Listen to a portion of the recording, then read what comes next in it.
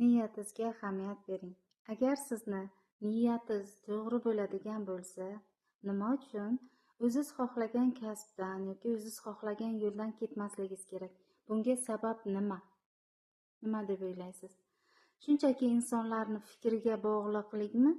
Insonlarga yoqmaydigan yoki sizni rivojingizni xohlamagan yoki deylik, agar insonlarga ma'qul kelmaydigan yo'lda yursangiz, bu degani siz u yo'ldan qaytishingiz kerak degani emas.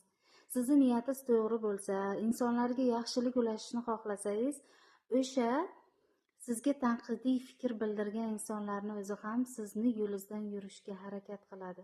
Ishoning, bugungi kunda aynan menga bundan bir necha yil oldin psixologiya noto'g'ri, bu yo'ldan endi sanam yuraysanmi degan insonlar bugungi kunda psixologiyaga qiziqib o'rganib kelishadi.